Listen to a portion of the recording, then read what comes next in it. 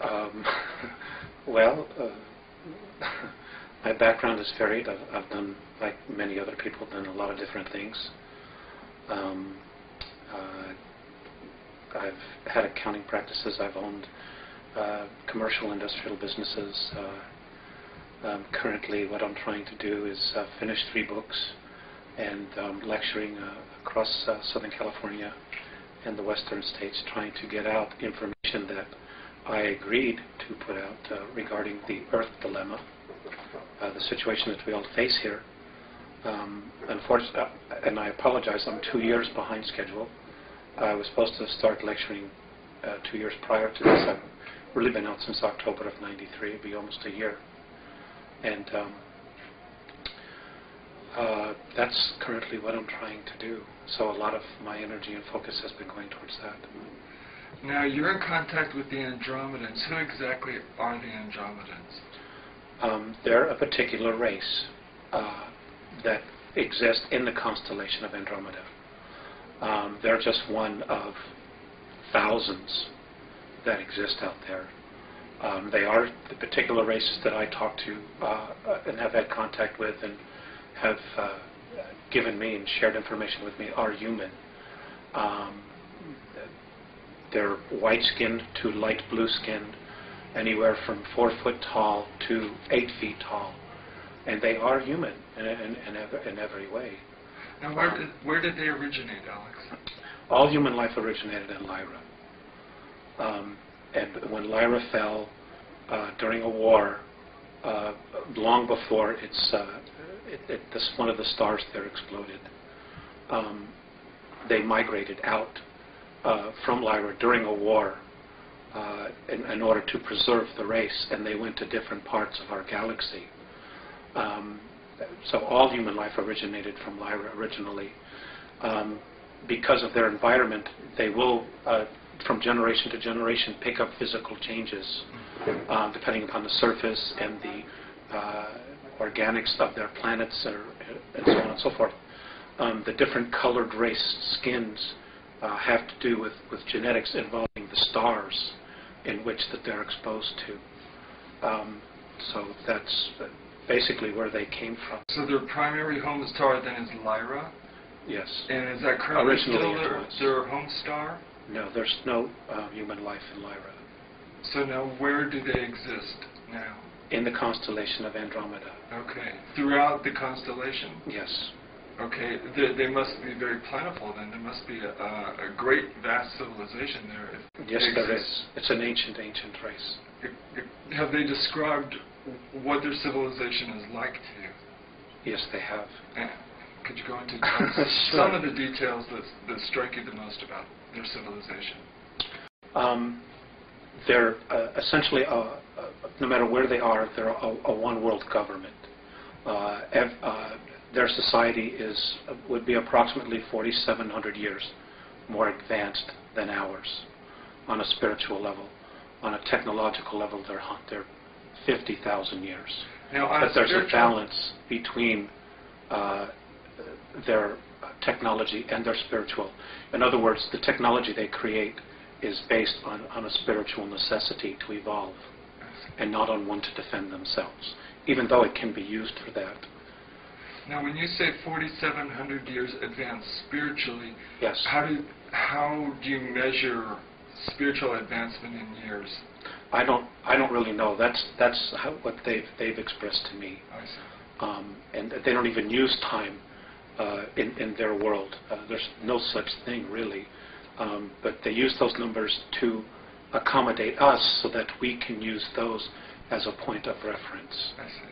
Okay. What do they call their world in their language?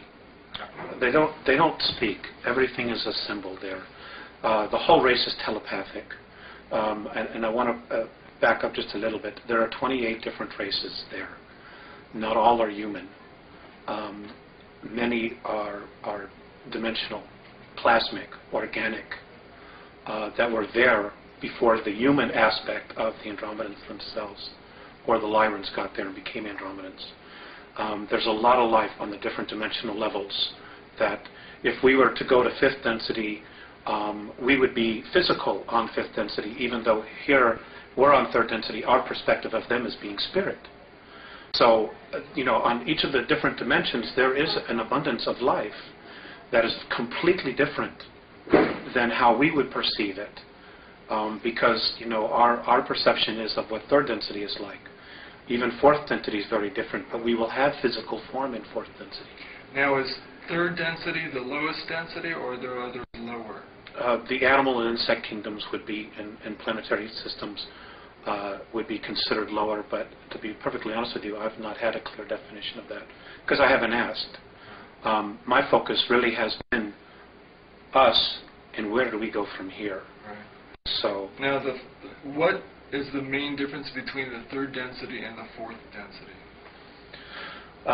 The real difference is consciousness. In fourth density, you can pretty much instantly create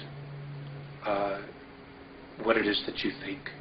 Whatever your thoughts are, you manifest almost instantaneously. So there is a major degree of responsibility in dealing with that. Also in fourth density, we become more of a group mind. In fourth density, we're all telepathic. In other words, everybody can read each other's minds, which means you have to be real. You can't have hidden agendas because people will see right through you. Also in fourth density, we all become clairvoyants. We'll be able to see energy fields, see life forms, which means that if you're hiding something, it'll be seen instantaneously. They've also said that in fourth density, when we move into that, our court systems will change. There's still a positive and negative. That exists all the way to the fifth density, where you will experience to a strong degree the dualities in our everyday environments.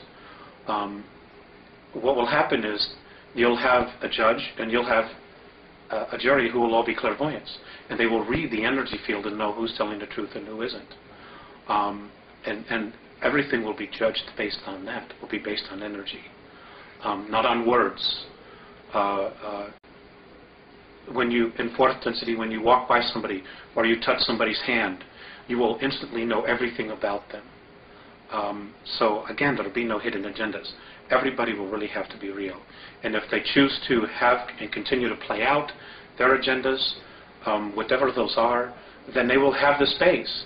But you will know, or people will know, I will know who we're dealing with instantaneously.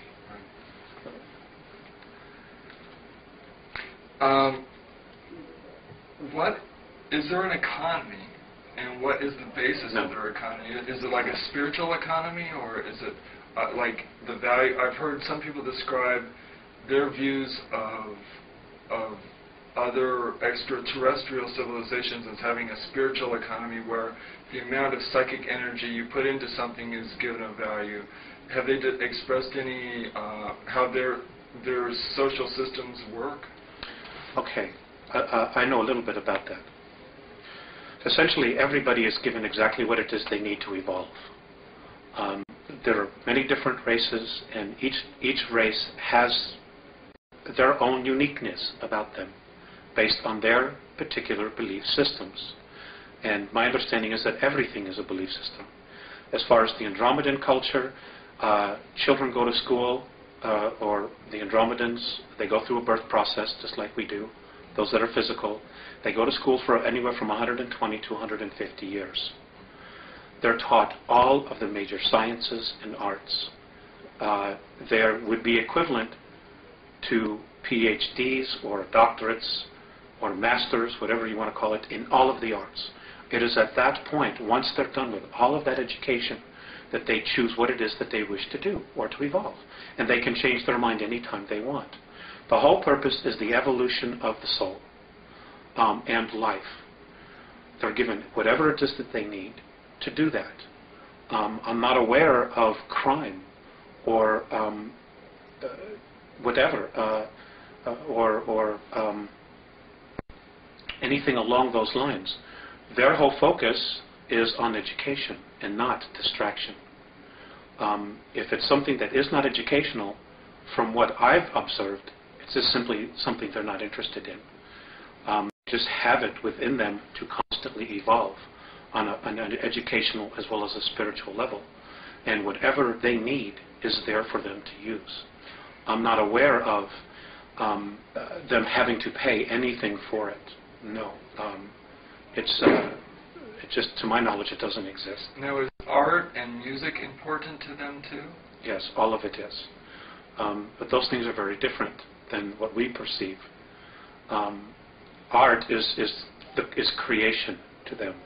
Things that are created out of thought, out of the isness, what they call isness. The Pleiadians call creation what we call God.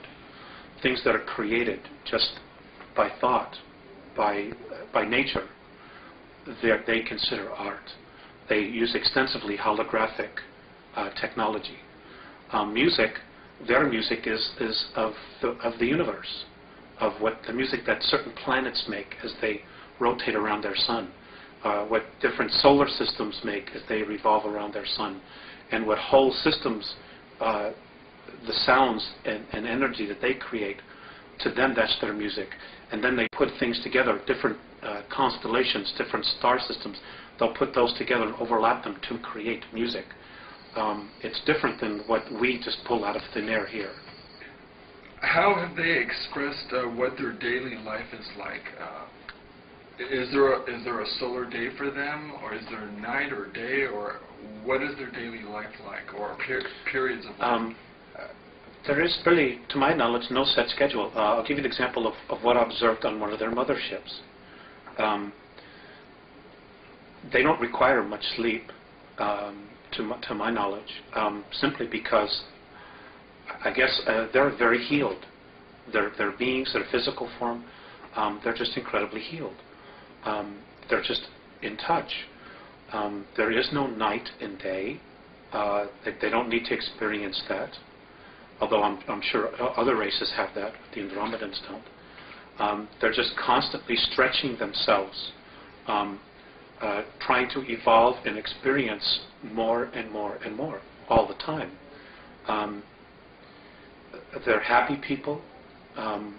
They don't have the extremes of emotions that we express here.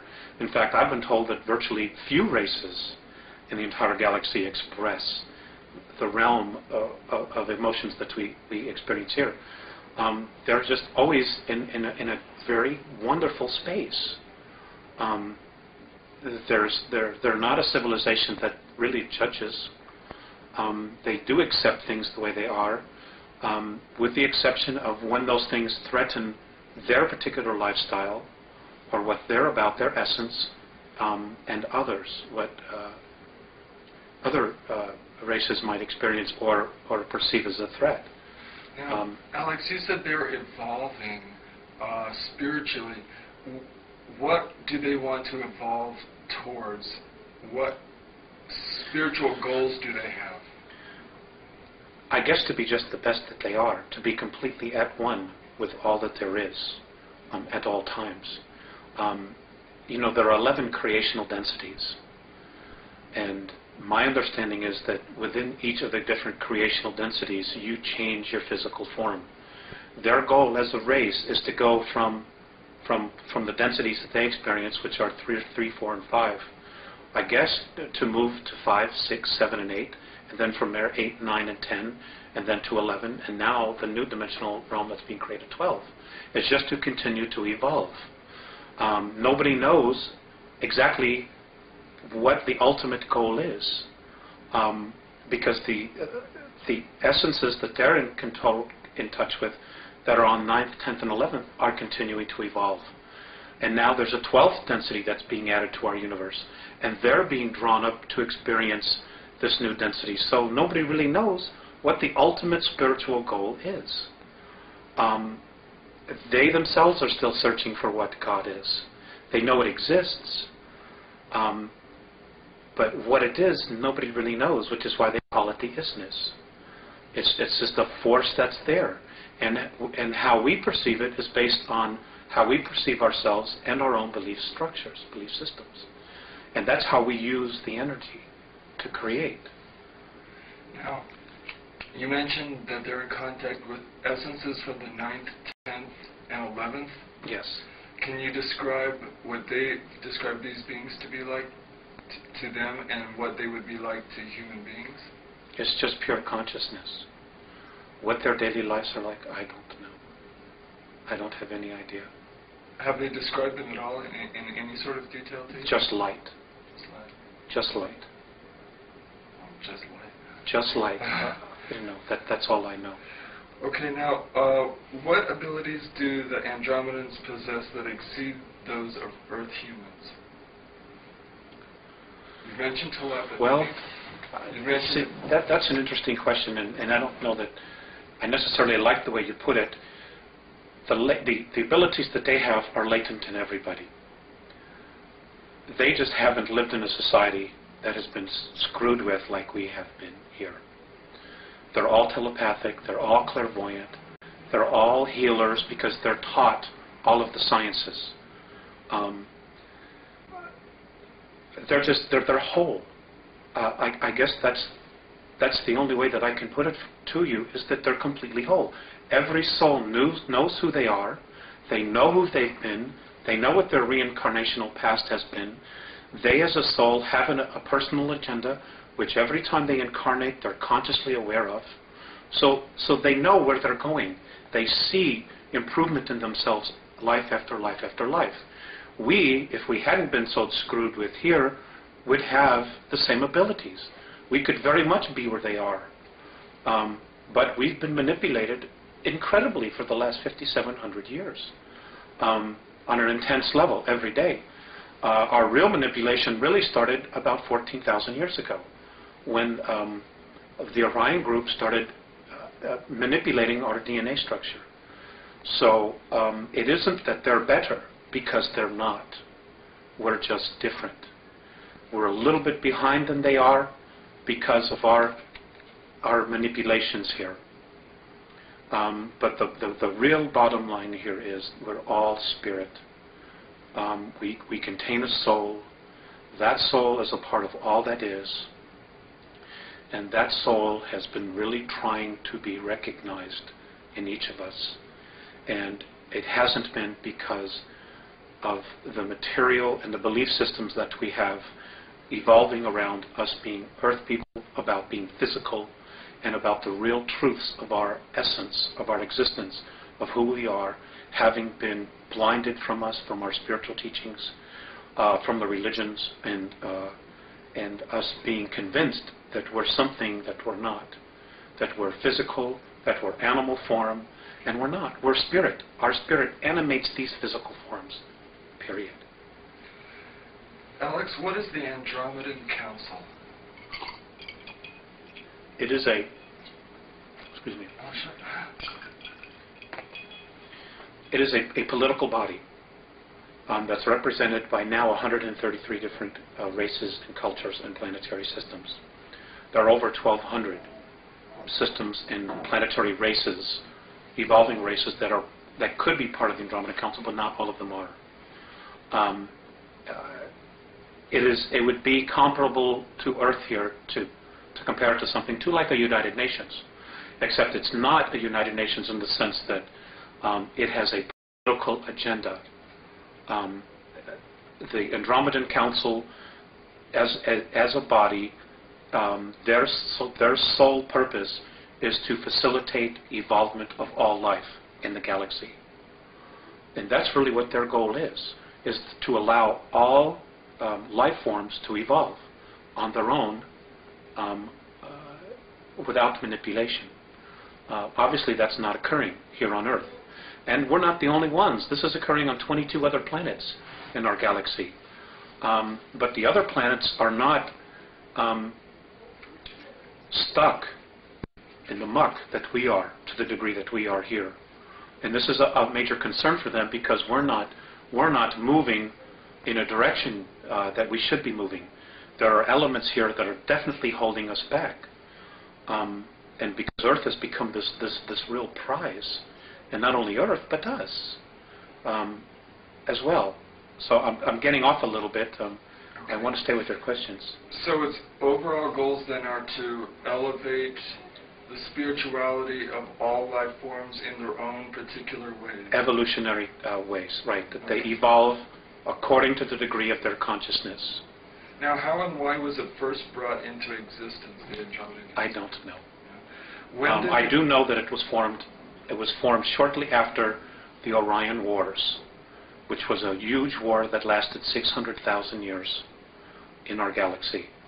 And it was predominantly between the humans, the human race, of which there's all kinds of humans, hundreds of billions of humans, and those of reptilian races that do coexist in our galaxy. Now, there was no winner, by the way. Apparently both sides got so tired of killing each other, they just kind of just stopped, and a undeclared truce was formed. And I know in Orion, where there's a very large group, they have their own political group called the Orion Group, and the humans and other life forms that came together formed the Andromedan Council. And there are others, you know, that are a small part of each of the galaxy, and other galaxies apparently have their own little groups where people come together and decide, you know, what's happening, or they communicate with each other. There's trade, there's bartering, there's a sharing of wisdom, of knowledge, of essences, so that everything can evolve together and you know, work in an unconditional love type of space. You're lucky. You're a lucky person, I think. I know you have a very difficult task, but I think you're very lucky to be given this wisdom. I think you're very lucky. When did their interaction with human beings on Earth begin? 1980. 1980? 1980. And how did that begin, and what was the essence of that interaction? Okay.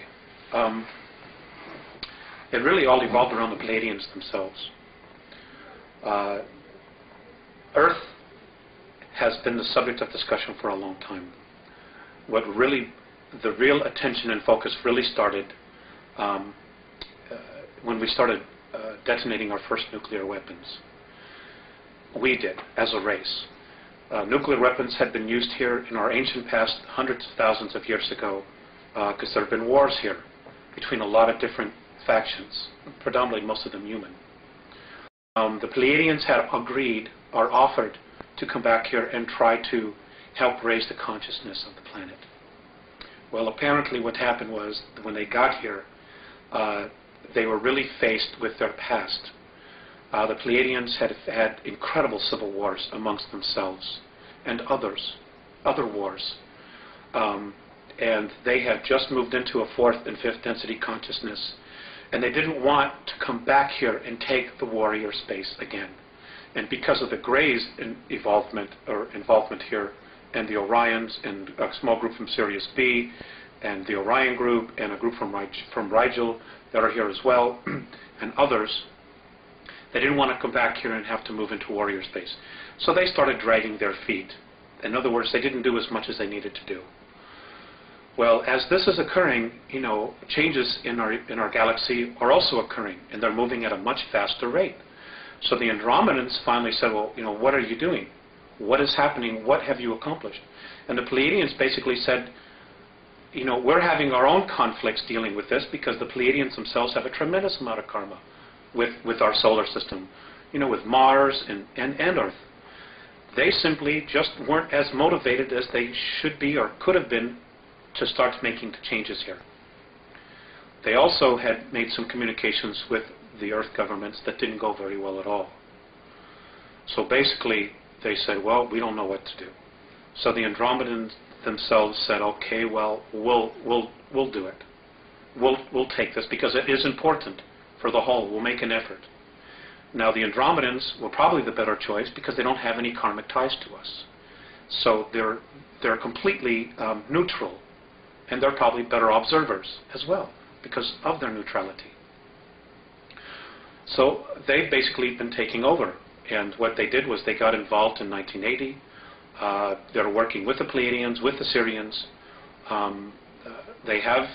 Which group is Sirians? From Sirius A. Sirius A. So what they're doing here now is they're trying to raise the consciousness. they came back in time to 1964 to contact me. I'm not the only one. There are others. There are also other people who are mediums or channels or whatever word you want to add to it, who are also getting information on a spiritual level. Octurians are also involved. And the whole point is they want our part of the galaxy to evolve. And what's holding it back is our solar system. And what's holding back our solar system is the consciousness of humanity on the Earth. The Earth herself, as an entity, spiritual entity, wants to move into fourth and fifth density. But she can't yet because of the consciousness of humanity. And in order for her to do it without humanity, one of the two things have to happen. Humanity either has to shape up, grow up, as the Andromedans say, or humanity has to be removed and get out of the way. Cleansed. Exactly. Whatever term you want to use. But those options don't necessarily involve us using our free will. So that's the dilemma that we have. It's like we are so entrenched in our belief systems that the reality of our belief systems is being chipped away daily, to what we think is real. And an overlapping degree of thoughts and energy are being introduced that hopefully will open our perspective, enough people's perspective, to the point where we can experience a real leap in consciousness here. And we have to do this quickly. We have to do this by 2001 in order to really... particular month? Between July and August. And what's happening? That's the probability. What's happening July, August 2001? Well, basically nothing, but, we're creating our future.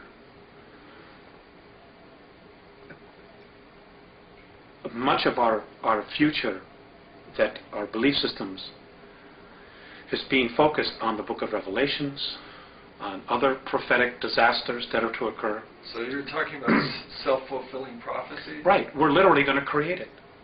We're literally going to create our own demise.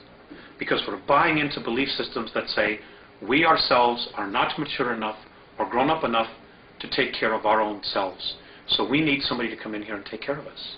And that's an absolute recipe for disaster.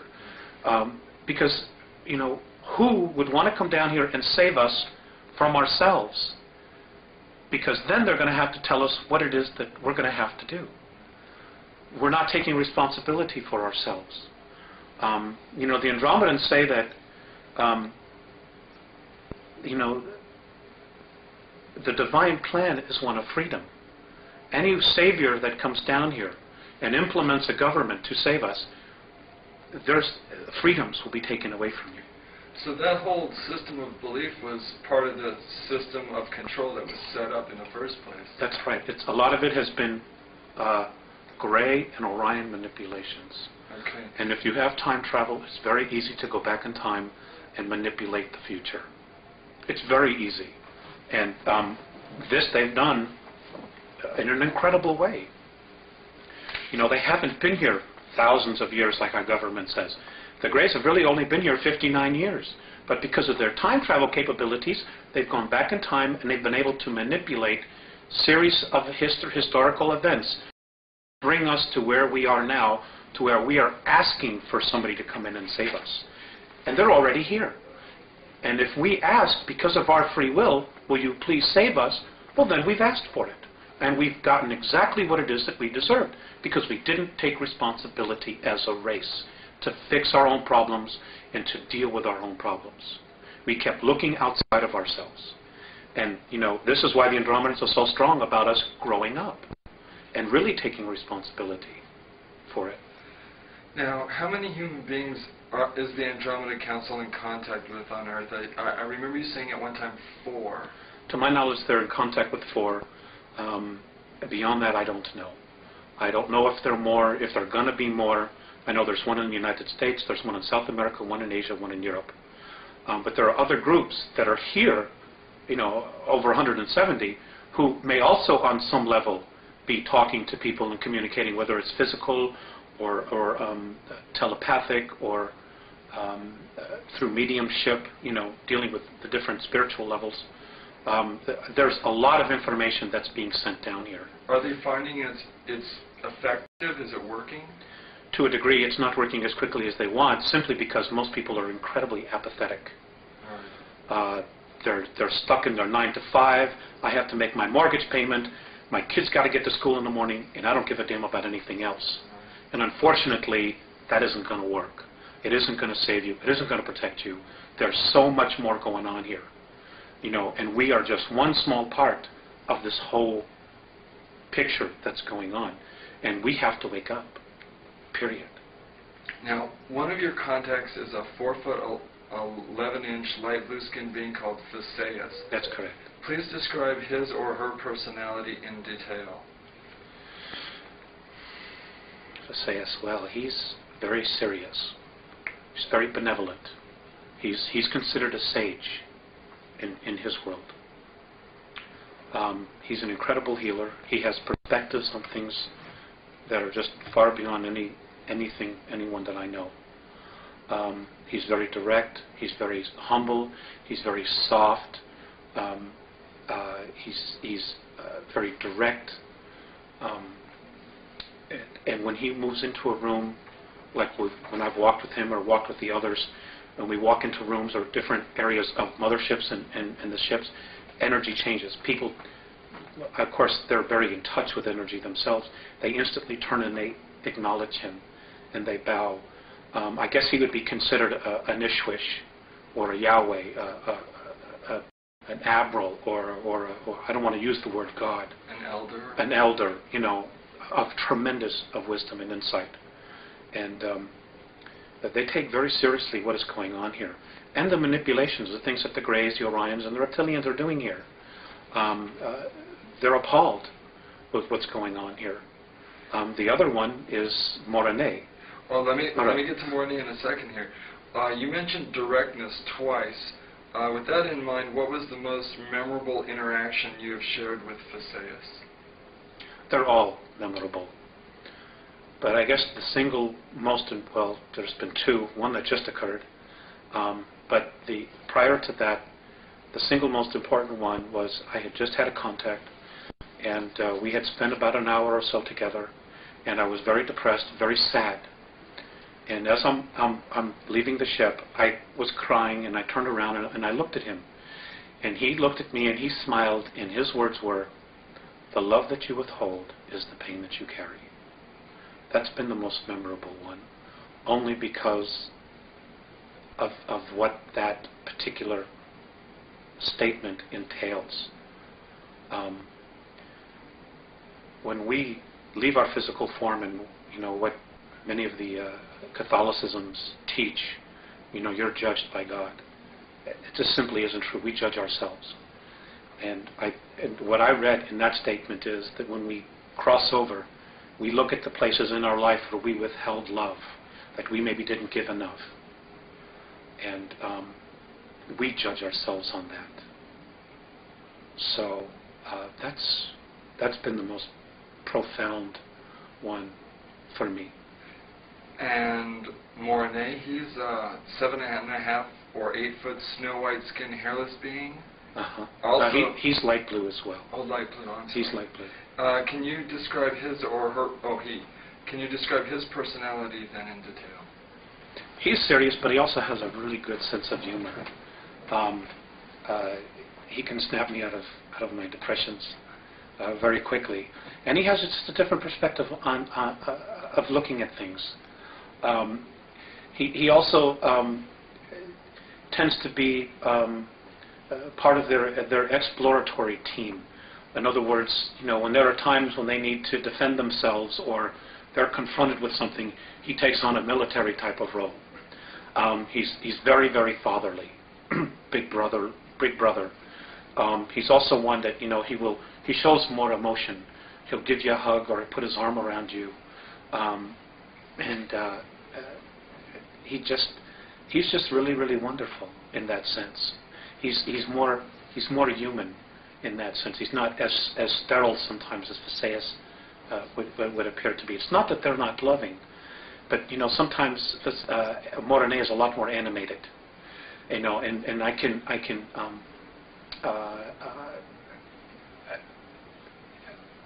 relate more to him, and I think he can relate more to the emotions that we experience here, the tremendous extremes that we experience. I think he's a little bit more in touch with that, you know, than maybe sometimes Visayas appears to be. Now let me ask you, what was the most memorable experience you've had with Morne?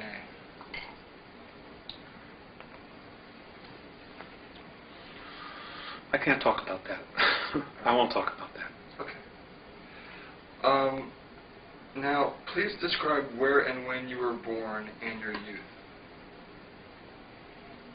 That's not something I want to talk about either. Okay. In detail... Because it's not about me, it's about the information. Okay, that's fine. In detail, please describe your first contact at 8 years of age in 1964. I didn't really know anything about it. I just knew that I supposedly had fallen asleep, and when I woke up it was evening. Everybody had been looking for me, and I wasn't where I was. You know, and when I took them back to show them where the imprint was, we were playing hide and go seek, and this was in the peninsula of Michigan, near Woodstock, Michigan. And people had been looking for me, and I wasn't there, and I got a spanking, you know, because I wasn't where I was supposed to be, and I'd been missing for hours. You know, and I didn't really know what had occurred until the second contact, which was at age 14, where I was told what had happened, that they had given me a physical, they had given me a suggestion to forget because of my family members just simply wouldn't understand. And they were right. They were very right about that. Why was the physical necessary? Well, they do that all the time. They do that to everybody, to make sure that you're physically fit, because they genuinely care about your physical health. And if there are problems, they want to make us aware of it and maybe offer a suggestion, you know, like maybe you shouldn't do this, you shouldn't do that. Some people are even experiencing healings. And it's just a genuine caring for, of acknowledging who you are, not only on a physical level, but on a spiritual level. Now, at age 14, what was the nature of that contact?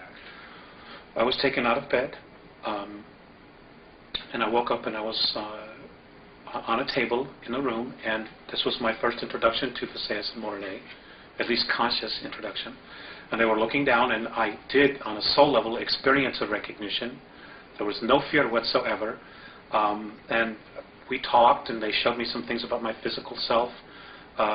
They also gave me a ball which recorded my entire energy field, who I was, who I've been in past lives. And as it was recording this, you know, I could see all these different images of who I'd been going across the screen. And they saved this, and this was put into the computer so that they would contact me and could contact me no matter where they were at any particular time that they need to. I was asked if I wanted to help them. I agreed to do this, although at the time I didn't know exactly what it would entail. I had, at any time, the choice to say no more, but it's been an incredible experience for me. Alex, I presume then, if you had soul recognition of them, that you had had previous incarnations with them. Do you want to talk at all about any of that? No. Okay. No. Everybody on the earth is from someplace else. None of us were born and hatched here. None of us as souls were created here. We all come from another time and place. My understanding is that all of the conscious spirit that's in this universe came through different black holes from other universes in time and space, which we simply aren't privy to. So we're ancient. There's no age to us. We weren't created with the universe.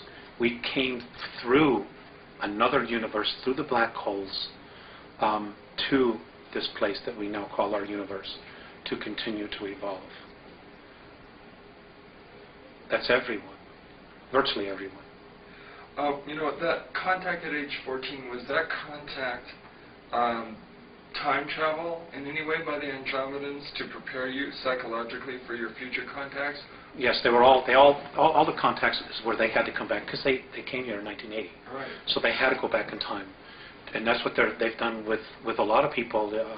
Even the Pleiadians, to some degree, I understand, have done that, where they go back and they start preparing people early for responsibilities they will have in the future, as opposed to hitting them all at once and saying, "Here you go," just dumping it on your lap, and you're saying, "Oh my God, what is this? My whole reality."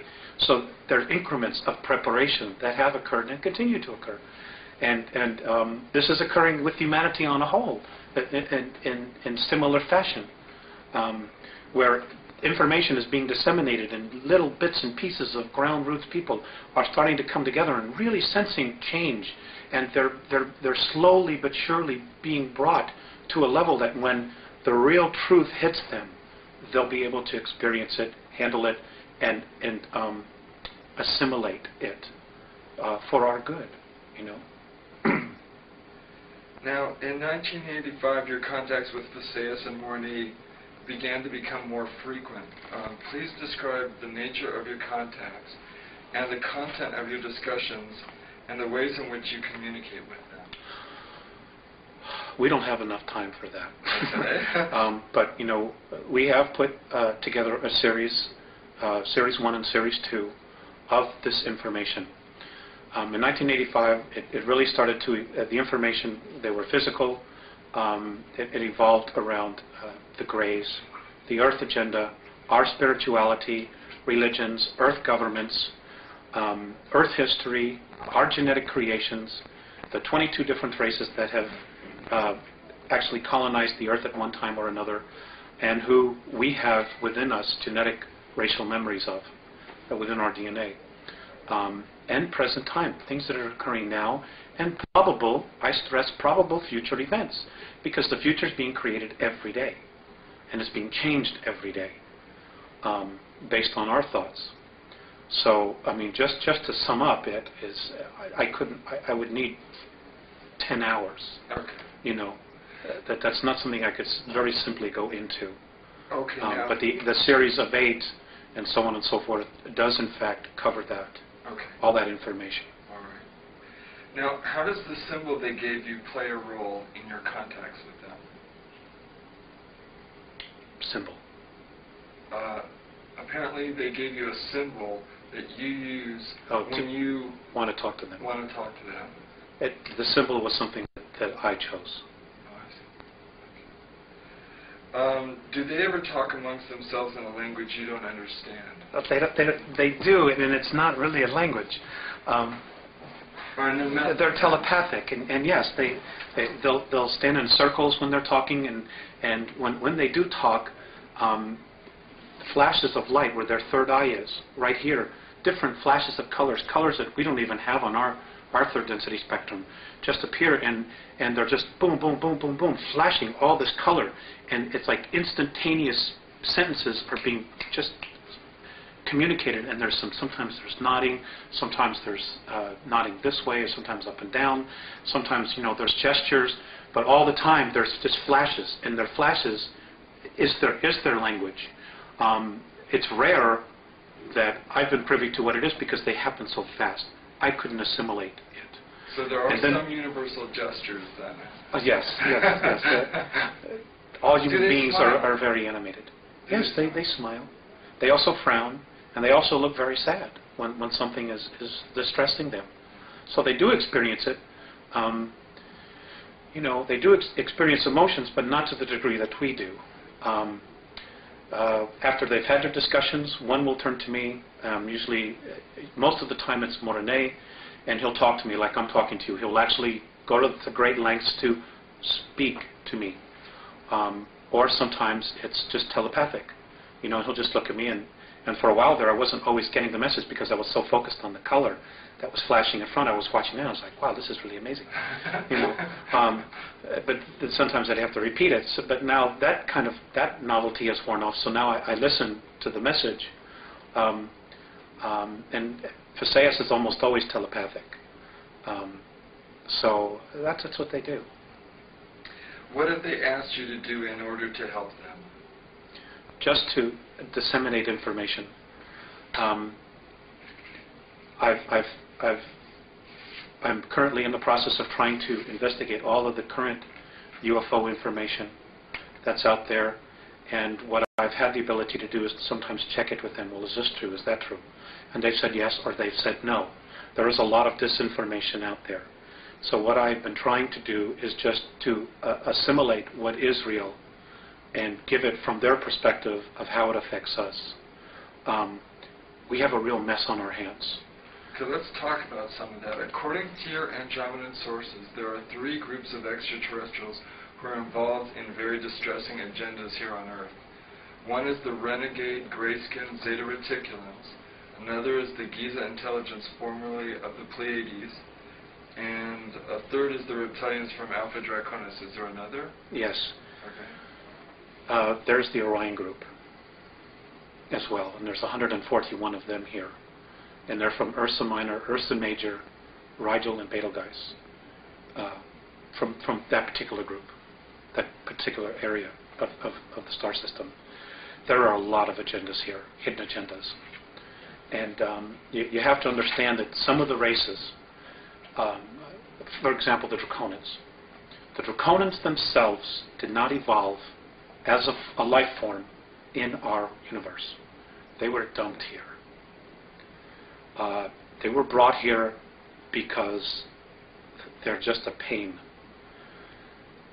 They're incredibly smart, they're incredibly psychic, they're incredible builders, but they're bullies. Their whole thing is control, domination. And because there's no race in our universe that can really beat them up and wipe them out, they don't have to choose light or dark. They're just where they are. And they've chosen the opposite polarity. They're a tough bunch. They've manipulated a lot of civilizations throughout our galaxy. They're also responsible for the 600,000-year war, which almost annihilated the human species in our galaxy. And they show very little remorse about it. Hopefully they'll be leaving soon. But the others are life forms that have evolved, like the Orions. The Orion group has been genetically manipulated and have been deeply entrenched in draconian belief systems. So they're carrying that energy or that torch for whatever their agendas are, as well as their own agendas. Okay? The reticulant, the Greys have been controlled and manipulated by the Orion group. So there is a system, a class system here that's been established. And this is very common in the non-benevolent or regressive extraterrestrial structures, where there's a class system of workers, warriors, administrative or priests, and then the hierarchy, the royalty. And the lower you are, the worse you're treated. We have a history of that here on our planet as well. You know, and we've been taught this by the aliens themselves. Right. And the Pleiadians very much were part of that as well. For a time, they were very much in that belief system. Well, let's focus for a while on the renegade Zeta Reticulans. What appears to be the agenda of the gray-skinned Zeta Reticulans? Okay. Number one, I would like to say that, you know, there's a lot of confusion that not all Reticulans are evil. There are some incredible healers that are incredibly benevolent. Unfortunately, most of them are getting a bad rap right now because of what the Greys are doing. And you know, there are 5 different subspecies of Greys. May I interject here for a moment? I've heard the phrase long-nosed Grey describing the physical characteristics. Those are not the benevolent Reticulans. Okay. The benevolent Reticulans look like children.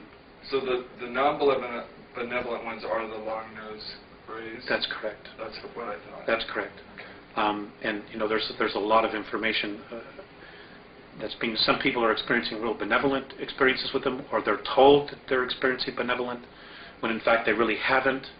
They just maybe haven't been regressed or taken deeply into their subconscious to know what is happening.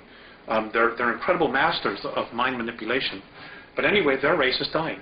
They have been so genetically altered by the Orion group that they cannot reproduce.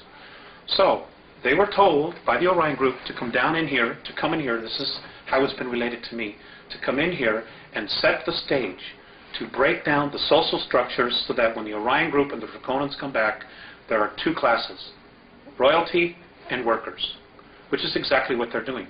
You can see that agenda happening right in the United States since the beginning of the Reagan administration, this is where the focus has been. Has been on the United States, singly. And there's been a reason for that, which we'll cover in just a little bit. Let me get my thoughts out here. Which is exactly what the Greys have been told to do. And they're doing it. In the meantime, they themselves have their own agenda. They see us, because of our genetic stock, of having the DNA of 22 different races and the racial memories, of trying to breed, to cross the genetic bridge, so that they as a race can have enough genetic stock to continue to propagate their race, which according to the Andromedans, they're destined for extinction. What they're doing is not going to have any long-term effects to propagate their race. So they're desperately trying to do what it is that they're trying to do before all the other two groups get here. The Greys also themselves want to be free from the manipulation of the Orion group, just like we as a race want to be free of their manipulation. So there's this incredible triangle of crap that's hanging all over us, and all these hidden agendas and just brainwashing and bizarre belief systems that are being thrown at us, when they should all leave. Not only the good ones and the bad ones, they should all just leave and leave us alone, which is ultimately what the Andromedans want. But unfortunately, that isn't going to happen right now, not until some changes occur. We have to begin to raise our consciousness. Right, we need to. Right. And the first thing we need to do is we need to stop warring with each other. We need to come together as a race, and no matter what happens, we need to stop all of the political garbage and say, look, when it comes down to the bottom line, all we have is each other as a race. Period. And this is our planet, this is our home, and there's enough of us that are polluting the planet that we need to stop. Because if we don't stop polluting the planet, Rick, we're not going to have a place to live. Period. Is there an Earth quarantine that the renegade Zeta Reticulans violated? Yes. And what was that quarantine? The quarantine was they were supposed to, well, it's the same quarantine that evolves, that any other evolving planet has. No intervention with an evolving race. But because of our genetic stock, the Greys did it. Now, but they did it in such a way that they didn't totally violate our free will. They dangled a technological carrot to the government. And the government took the bait. They said, sure, for their own reasons, they took the bait. And there was an exchange of technology. And there was a treaty that was signed. And this is a dilemma that the Andromedan Council has. If the United States military had said, go away, the Greys would have had to have left. So was this the Air Force Base situation or the Eisenhower situation where he had representatives? Is this the one that took place in the 50s? Yes. Okay. Yes. All right. And this was with the Long-Nosed Greys then? That's true. And there were two groups there as well. The 17 Syrians from Sirius B who are still here were also witnesses to this, to add credence to it. Okay. So, now, and there are also, now just to add to this, the Andromedans have also said that in 1933, when the Greys really first got here, that they had actually approached the Germans, and the Germans said, no, you're out of here. We already have an agreement, and apparently the Germans were in touch with Giza intelligence. So the Greys left. They didn't pursue it at all. And they found their next opening here in the United States. Let's go digress just a moment. You mentioned Sirius B. They have a relationship with the Dogon tribes in Africa, correct? Is that correct? Yes, I understand that there is some ancestral genetic connection there. Okay. And does that play a part in what's going on here on a global level, or is that just a kind of a minor sidelight of information? I don't think at this point they give a damn about the Dogons or the humans at all. They all have their own agendas. And the fact that the way we're being treated, and the fact that there's like no supportal information coming out of our government, or any truth that they even want to discuss, like just coming to the people and saying, look, folks, we screwed up. We need your help.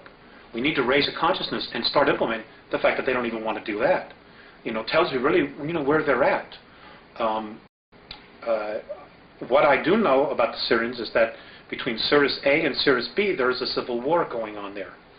And a lot of that, and there are also 21 other systems. There's war going on in Perseus as we speak.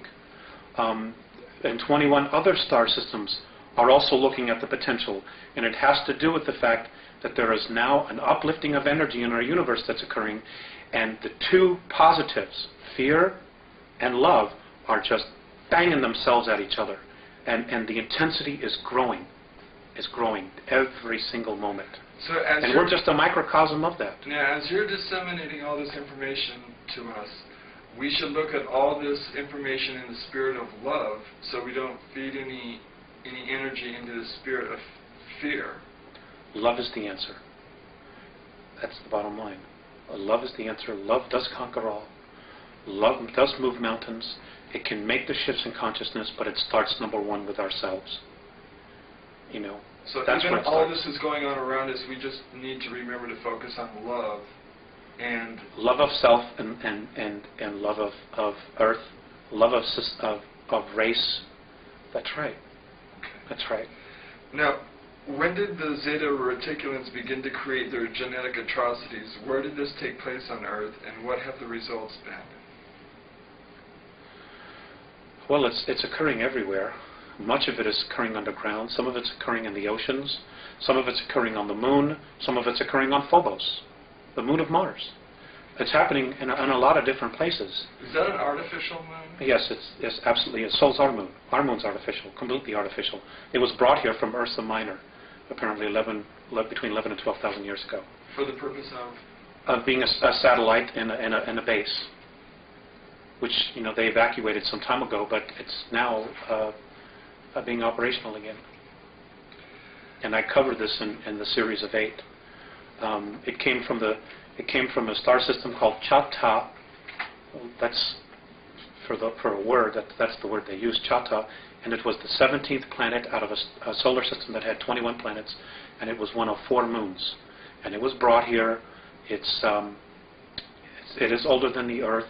There are ruins all over it. There are bases underneath it. It's everything that we're told it isn't. So that's a whole unique story unto itself. Okay, now, what are the results of these atrocities, these genetic atrocities been, and are we going to begin to see more of them appearing? Well, the Greys are trying to create a sub-race. That is a blend between human culture, the human race, and their race. A kind of a hybrid zip. Exactly. They're not being very, very successful. And one of the things that they're trying to do is they're really looking for the soul. They don't understand the soul. They don't understand our extremes of emotions as well, because they're very, very different from us. Their experiments haven't been all that successful. There are a lot of emotional problems with that, with what they're doing. Because what really makes a human being is our essence, is the spirit that animates the physical form. Well, there's also another factor, and that is that they actually feed off the energy. They're vampires. The Zeta Reticulans? The Greys, right.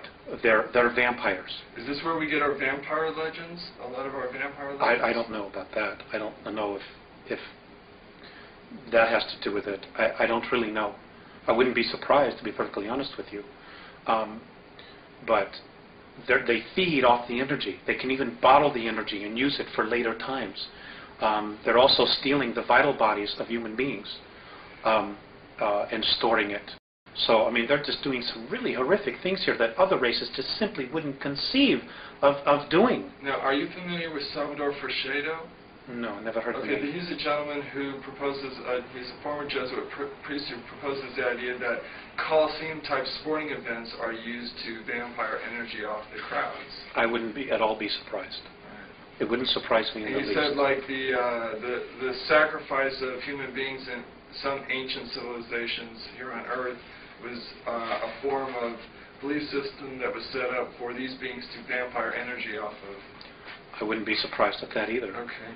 Now, our wars here, it's the exact same thing. And to all of your viewers, I'm going to give you some homework.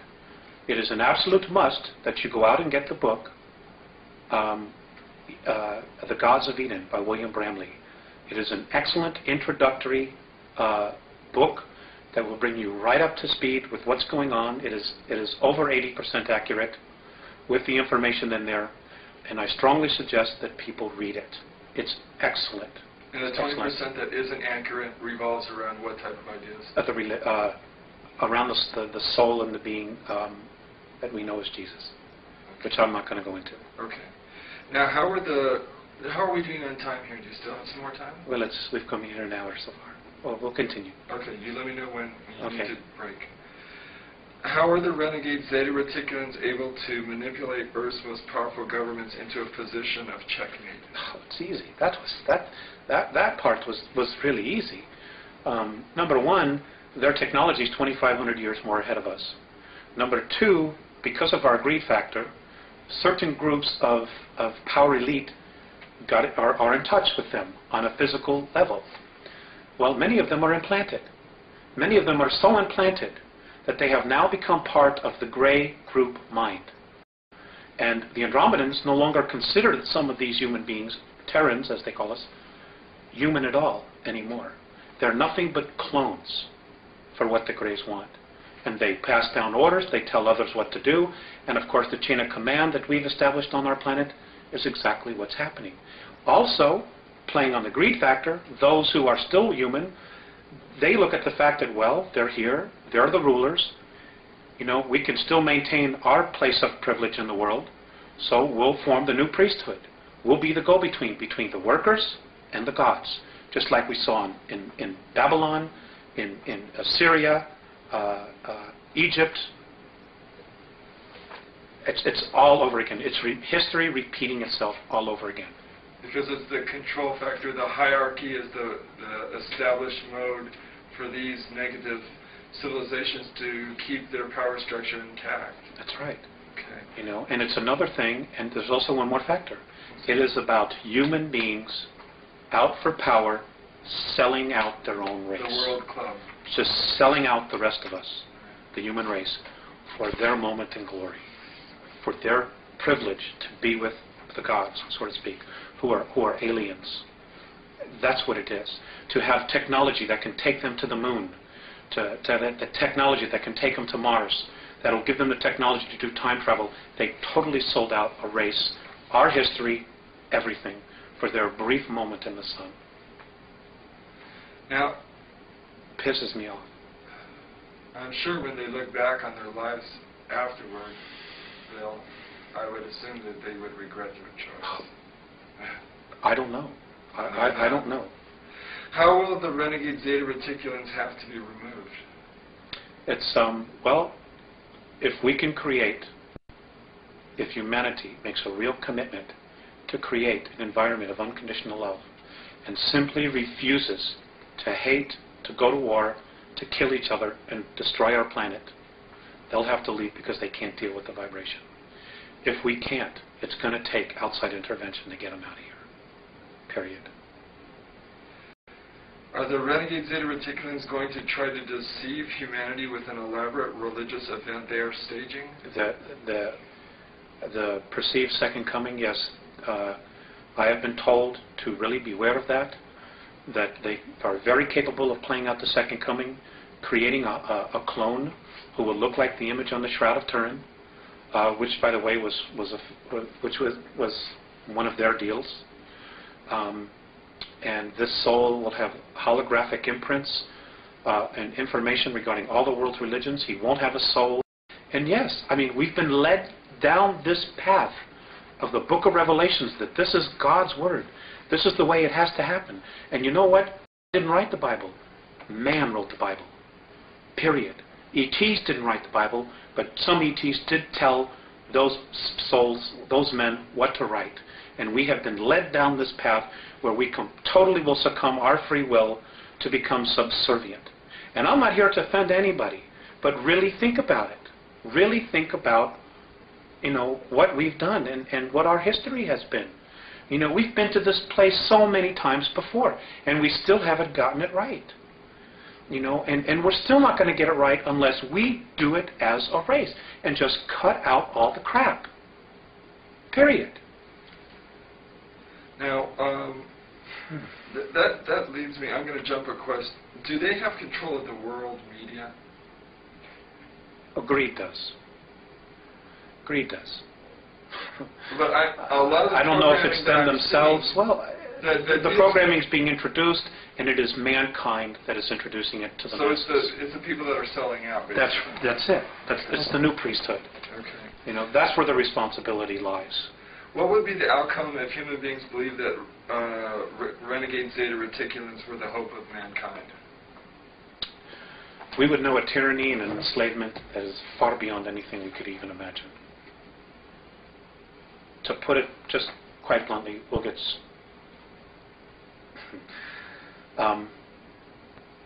never be free again.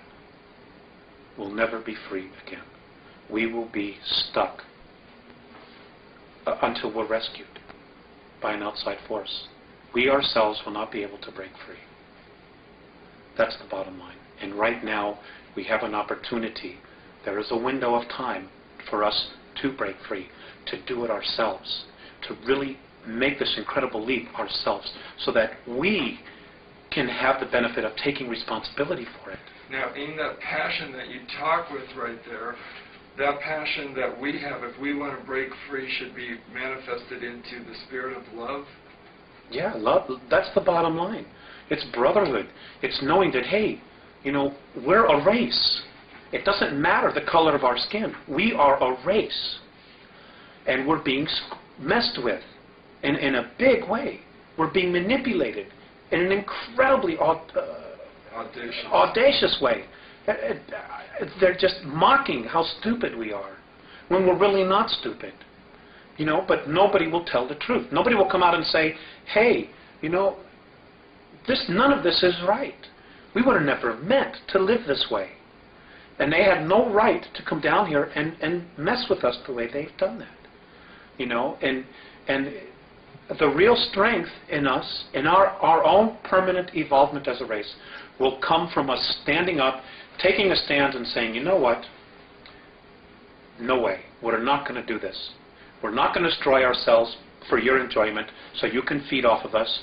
You have no right to manipulate our governments, to create wars.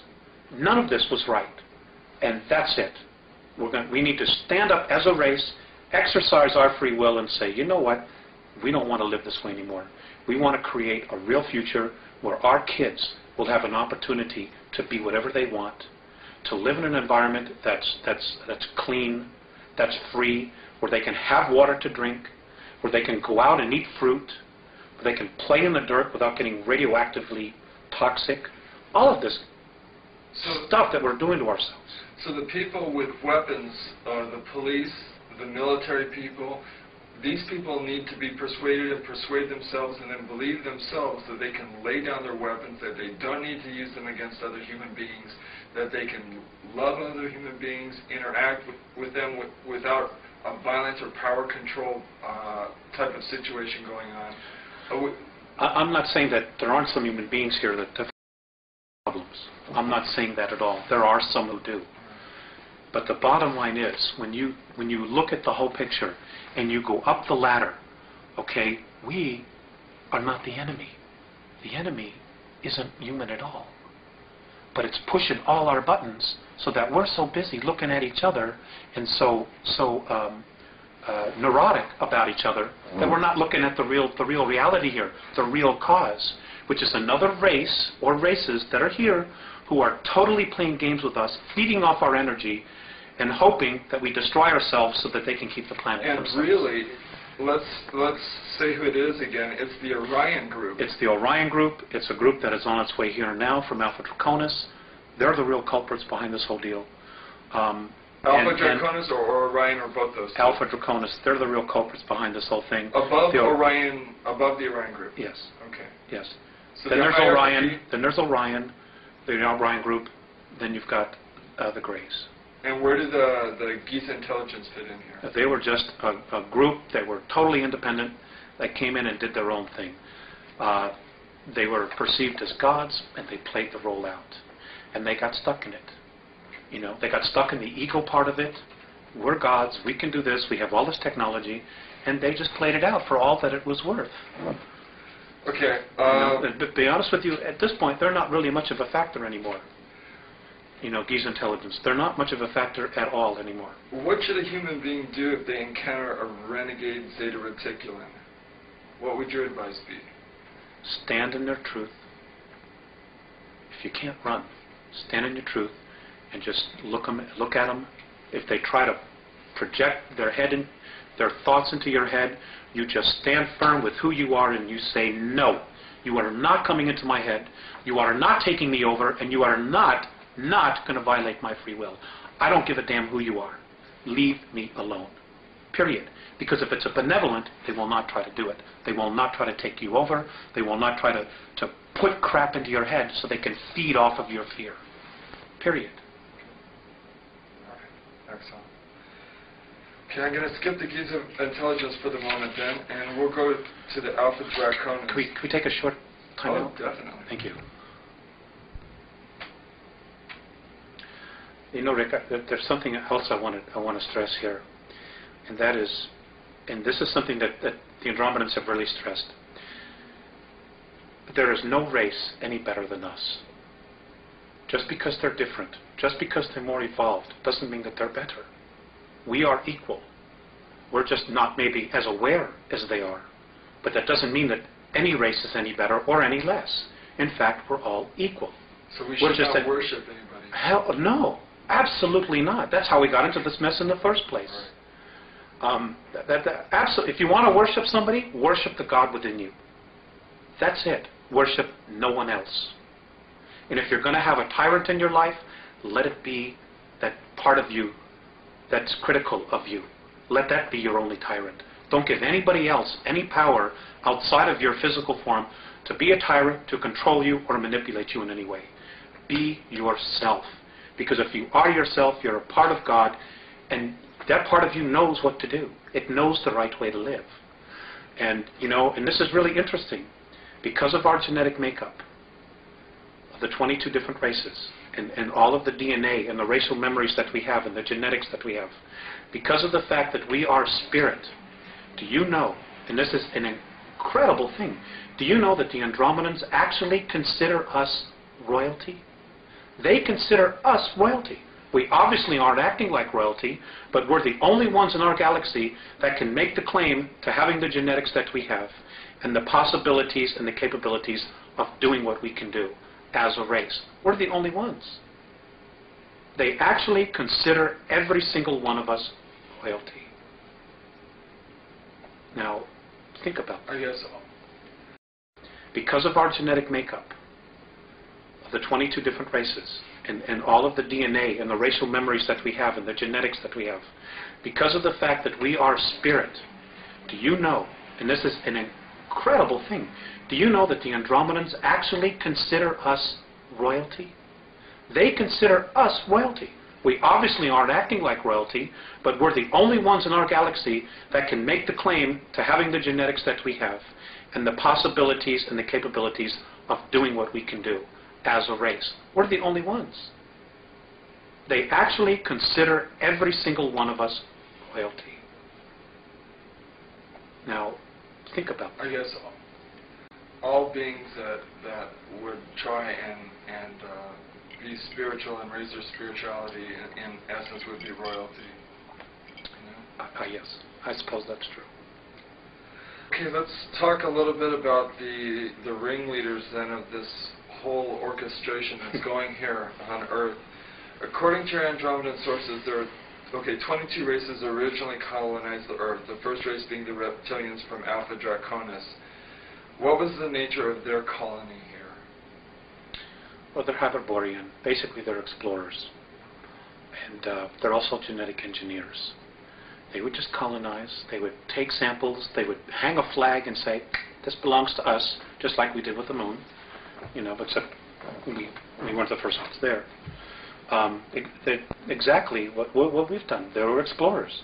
And they would just go to a place, they would see what was there, they would explore it, if there were minerals that they needed, if there were other life forms, organisms, whatever it was that they needed, they took, and then when it was done, they had enough, they moved on, and just kept exploring and expanding their realm of exploration or territory. And you said they were dumped here.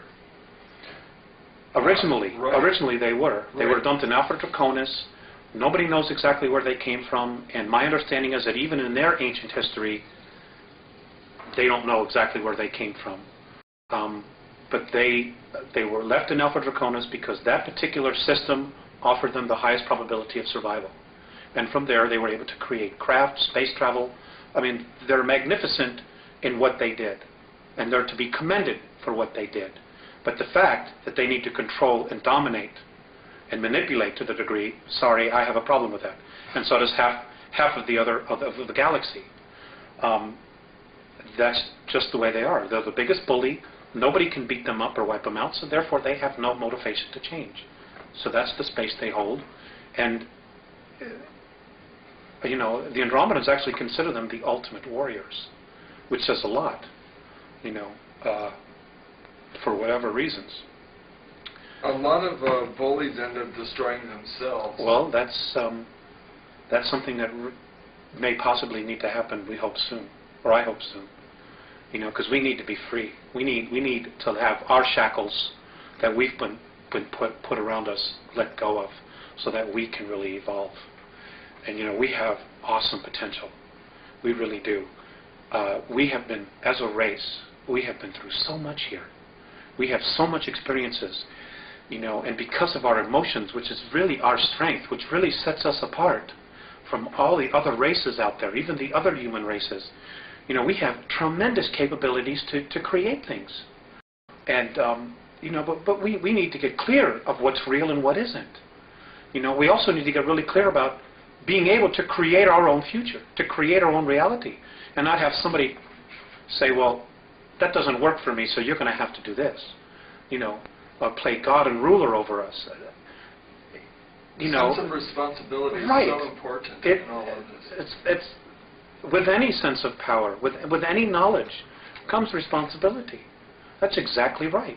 And the divine plan is one of freedom, free expression. Free expression, free expression, free expression. It is not one where they want to implant us and they say, you are going to be a worker, you're going to be this, you're going to be that. Sorry, that's not what it's all about. And if anybody tries to force that stuff down your throat, fight it. Okay, so the Andromedans tell you that the Alpha Draconans are here now. Where? There are 1,833 of them that have been living underground between 100 and 200 miles beneath the surface. They've been here, some of them have been here a long, long time. They have lifespans that are thousands of years. They're carnivorous. They are not friendly to mankind, at least the ones that are here. Are you saying carnivorous, they eat humans? Yes. And they need to be, they won't eat a dead human. It has to be alive at the time of the killing. Their preference is children. You know, and we've been told, you shouldn't talk about that. You know, there are, other people say, well, you better not talk about the reptilians. Well, you know, bull. You know, why not? According to the Andromedans, they're responsible for 31,712 children disappearing in the last 25 years from the United States. These children were food. And I'm supposed to just shut up and not say anything about it because people don't want to hear it? That's tough. That's tough. You know, Westchester County, in the last 5 years, 3,000 children in Westchester County, New York, have vanished without a trace. Where are they going? Why are we allowing this to happen? And why should people want to stay in denial about it? Now, how are they able to do this? How are they able to? How are they able to? How are they able to do it? How are they able to come up out of this from underground and do it, or do they have? There are tunneling systems everywhere. They're being helped by the Greys, and also there are groups within the higher echelon that are actually helping acquire this. So human beings are abducting the kids and getting them to the Greys, who in turn give them to the Alpha Draconans? That's right. That's part of the deal. They won't come up as long as we feed them down there. You understand? It's about human beings selling themselves out. The echelon attitude here, the needs of the few outweigh the needs of humanity. And sorry, that just isn't right. You know, but it's going to have to be humanity that's going to rise up and take the stand. You're just going to have to turn off your televisions. They're going to have to get in their car. They're going to have to fire everybody in Washington, D.C. that knows and does nothing. And they're going to have to do something. You know, this apathy's got to end. Otherwise, the way we live is going to end. Period. I mean, that's the bottom line. You know, and I'm not coming from a fear space. I'm really quite angry about the apathy and the fact that, you know, when people give lectures and try to tell us, people want to stand up and fight with them. Look at what's happening around us. The indications are everywhere. Everywhere. The truth is now an obscure thing. You know, the lie is the norm. There's something wrong here. What's wrong with this picture? Sorry, I'm getting crazy. No, you're not. You're expressing frustration, I think. Why, aside from the carnivorous aspect to the Alpha Draconians, why else are they dangerous to humanity? Because they don't like us. And what are they willing to do with humanity? Eat us. There's no need for us. I mean, look at where we are. Look at us right now as a civilization, as a society. Okay? They don't need anything. They have all this technology that they want. We can't really offer them except maybe work, do some work for them. But they don't need all of us to work for them. They don't respect human life in any way whatsoever. And this goes back to Lyra, to where the original war started. When they got to Lyra originally, they saw this human race that was plentiful in food, that could grow food, that could do all of these agricultural things. And mankind on a whole is really agricultural. We really, as a race, if we were left alone, would be nurturing the earth. We would be living in tribal communities like the Native American Indians did. You know, that's really our essence, our nature, I'm sorry. That's really our nature, our essence. And, you know, the cities and the culture that we're living in now has totally cut us off from the land, from what our real essence is, which is nature. And, you know, we're starting to feed off each other now. It's like so bizarre. You know, it's like when I see the Andromedans or when I've been exposed to the Pleiadians, when I see how they live and they teach and they live with each other and they respect each other, and I come here. It's like, you know, it reminds me of that sentence that Abraham Lincoln, that quote that Abraham Lincoln once said. You know, if you are above the earth looking down, you could be an atheist.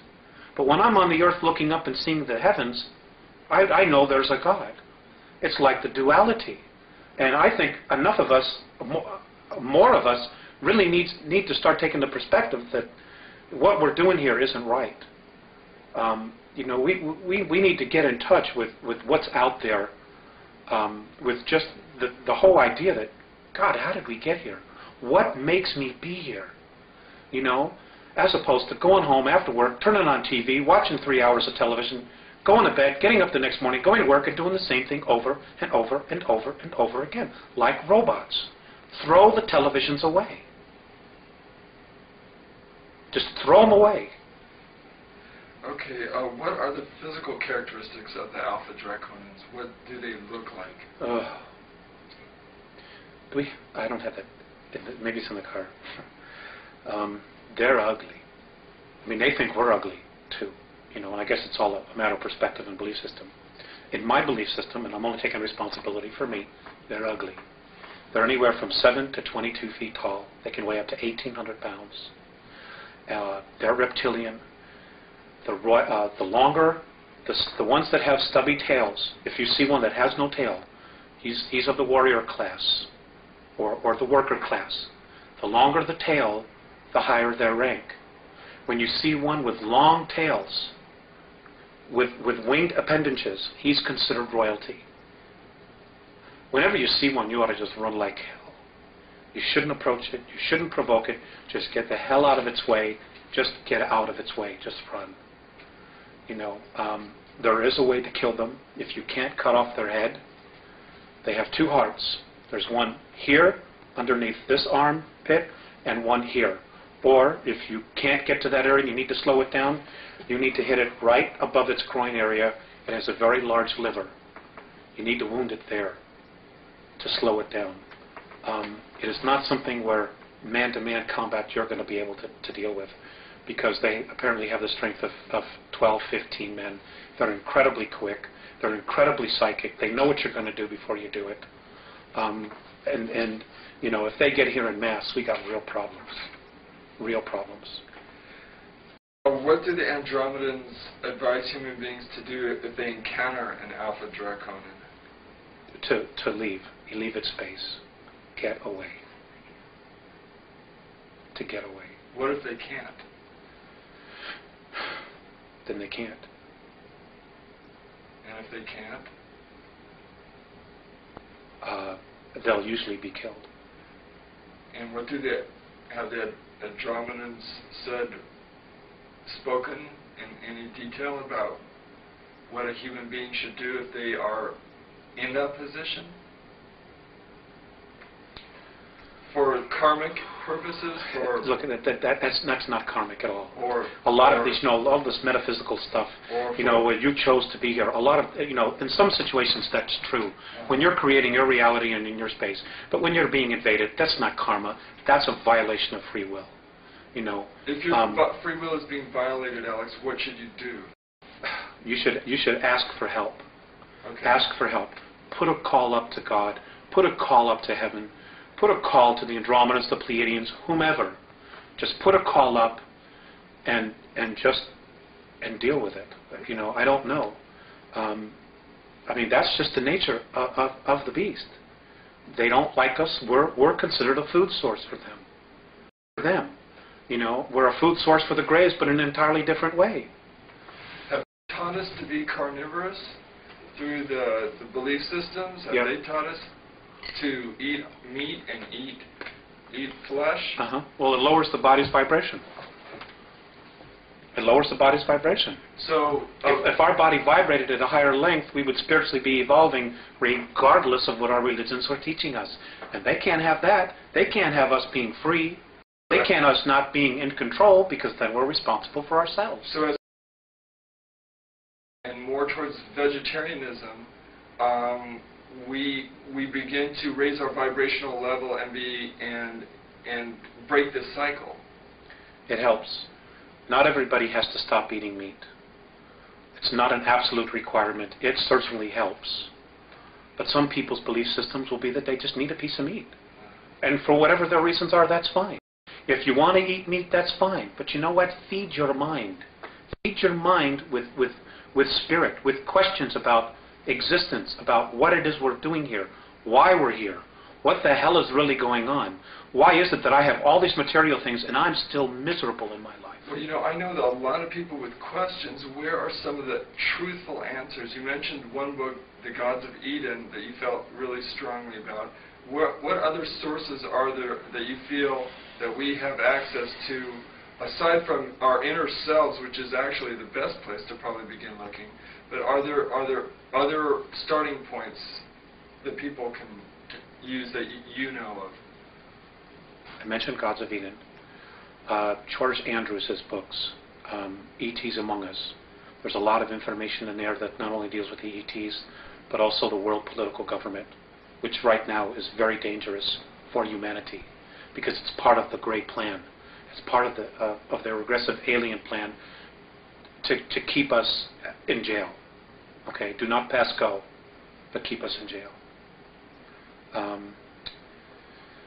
Oh God, suddenly I draw a blank. Help. Okay, just as you think about it, interject it into the conversation. Okay. You mentioned throw the television out. Are television programs conditioning our youth into accepting these hostile beings, do you think? Or is that just human beings doing anything for a buck? I don't necessarily know. I don't know. But the violence is desensitizing. Violence is just a way of life now. We've been taught that. We've been programmed that violence is just a way of life. So when we see really violent acts, oh, that's too bad. But, you know, honey, what's on Channel 7? Or what movie are we going to rent tonight? You know, but that's what it's come to. And it's wrong. It's absolutely wrong. There is no reason that any of this has to occur at all. It really doesn't. And a lot of it is the responsibility of the people. Because if the producers in Hollywood are going to make movies like this, and we're going to go and buy the tickets, well, they're going to be motivated for the buck to continue to make these kind of movies. Where if they spend $20 million and nobody buys a ticket, they won't be making those kind of movies. So it comes back to people taking personal responsibility for what they think, what they want to believe, and what it is that they want to create. Do the Andromedans really feel that we'll be able to reach that window? Right now it's undecided. And that's the scary part. They don't know. What would help push it forward? I don't know. I really don't know. Except for just, you know, start listening to people that are talking. Start really paying attention to what's going on. You know, my grandfather used to have a saying, believe nothing that you hear and half of what you see. You know, I wouldn't believe a thing that comes out of Washington, D.C. In fact, it's my own personal belief that this next election that's coming up next year in November, that every American should march on Washington, D.C. and should fire every single person that's there. They have run this country into the ground. They have totally sold us out to the United Nations for a buck, you know, for the debt. And, you know, even the monetary system, it's just a belief system. We could change that tomorrow if we wanted to. I mean, we're so intelligent. We could create something different, you know, but we're believing, oh, we've got to have this money.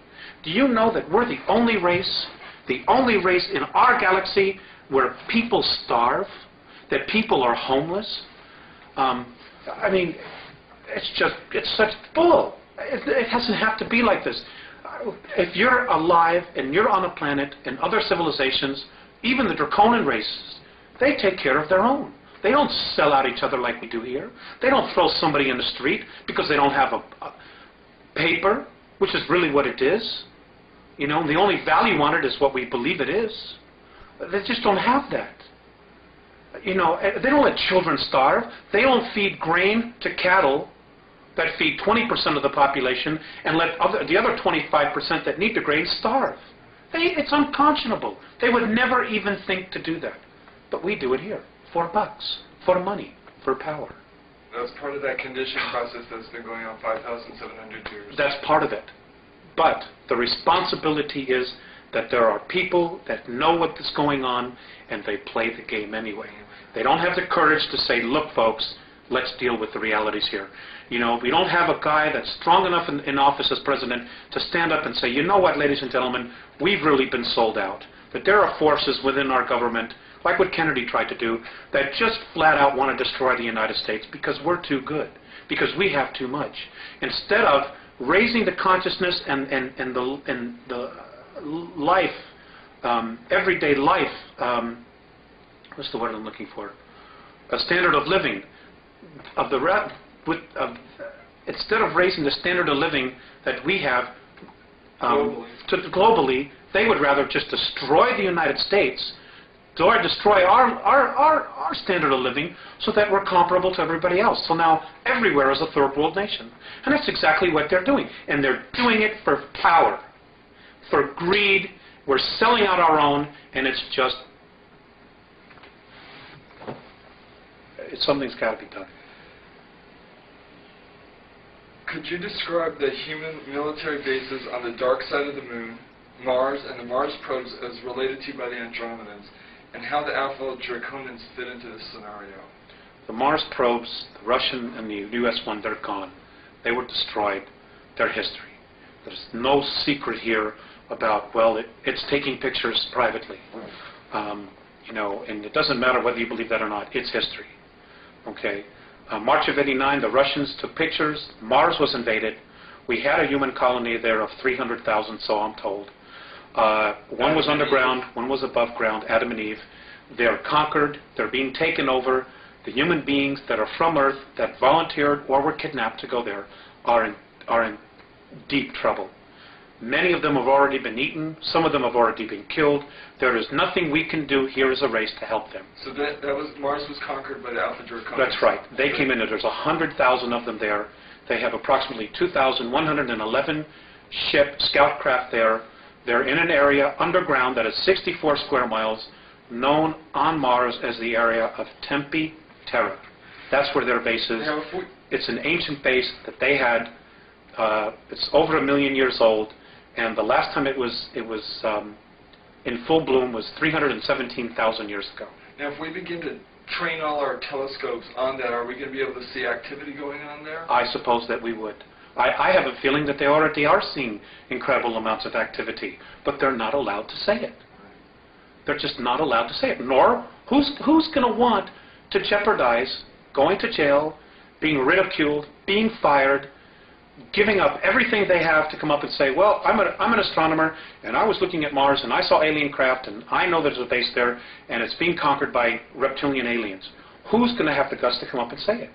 Nobody in the power elite. Nobody wants to blow their mortgage. But somebody's going to have to, right? So, well, yes. But eventually, it's going to be too late by the time they do it. Is that what you're thinking? Yes. And so, and that's exactly what the Andromedans are thinking. You see, you know, there are people probably saying, well, God, why don't they just come down and save us? There's a lot to that. Number one, if we're rescued, we don't permanently evolve ourselves. Number two, we won't take responsibility. If something goes wrong, we can always blame it on them. Number three, it doesn't just change our reality, it changes their reality as well. Number four, the Andromedans and most of the other benevolent races, they don't want to have to come down here and babysit us. That's not their job. It's not their job at all. Now, in the way you told me that... And number four, and I'm sorry, and number five, let me just add this. Look at how we've treated our Earth. Look at how we've trashed it ourselves. You know, they're like, why should we come down here and help you when you don't want to even help yourself? Or even make the effort? You know, the cleaning up the planet, we're giving to government bureaucracies. Well, here's $3 billion here. There's $10 billion there. Here's the super fund to clean up toxic waste, $20 billion. And the place is getting worse. You know, that's not the problem. The problem is on an individual level, on an individual basis. Just don't create plutonium anymore. Just don't create styrofoam anymore. Just tell the industries, the corporations, because we're the ones who control it. We're the ones buying the products. We won't buy it unless you fix it. End of story. Period. We need to change it. It's our planet. We are the bulk of humanity. It isn't the corporations. It isn't the Fortune 500. It isn't the Committee for 300. And it isn't the Trilateral. We could fire all of them if we had to. Period. But it's coming together and it's doing something about it. And it's going to have to be grassroots, and people are going to have to start doing it soon. Are these leaders going to, if we do raise up and do a grassroots uprising, when they order the military to quell that like they do at Kent State or any other political demonstration? They probably will try. They probably will try. You're absolutely right. You're absolutely right. But you know what? Let's take an example of the American Revolutionary War. 4% of the population of the colonies actually rose up and fought the British. Only 4%. The rest stayed home, stayed in the pubs, drinking ale, doing whatever, and waited to see who would end the war, to see who would win. And then when we won, everybody wanted to take credit for it. But it was really only 4%. Those heroes. And those 4% changed the face of the world. Well, America, 210, 12 years, whatever it is now, we're right back at the same place where we're being called to do exactly the same thing. But the paradox here, Alex, would be then that if we begin to war against ourselves, that's going to exactly fuel the whole fire that's going on. Maybe for a brief time it would. Until one side surrendered or saw the light. Do you know much about the world order? Do you know that they're building concentration camps to put millions of people in? Do you know that the United Nations has got 300,000 troops in the United States right now that they're going to use to confiscate weapons? And they're selling our active military troops, sending our active military troops out of the United States so they won't be here when this happens? Are you aware that that's going on? Do you know that just off the coast of just south of the border in Veracruz, there are 300 tons of Soviet military equipment ready to invade? I mean, this is that there are states actually wanting to secede from the Union.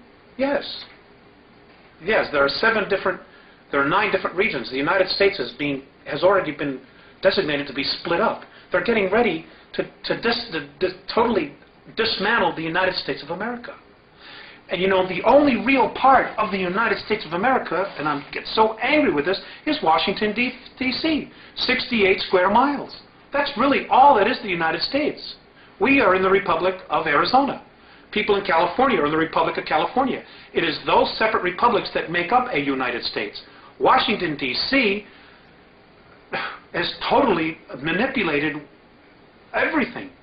We're no longer the United States, what the forefathers founded. It isn't that at all.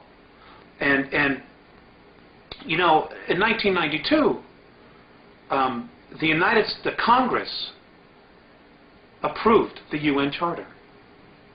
Well, what people aren't aware of, because it wasn't printed in the press, in the newspapers, in our controlled media, is that because it's a treaty, it supersedes the Constitution of the United States. The UN Charter is now the law of the land, not the Constitution anymore.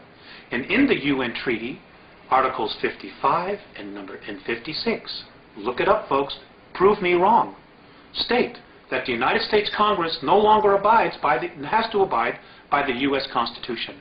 As of 1992, the United States of America ceases to exist. They just haven't told the people yet. And they're not going to tell them until after they have outlawed all weapons, after they have totally regulated the Second Amendment and taken everybody's firearms away, so you can't fight, so you can't stand there and be free anymore. This is all part of the plan. This is why the Andromedans are so strong about trying to make the awareness here in the United States, because not only does it control media, but there are some incredibly strong spiritual essences here, people here.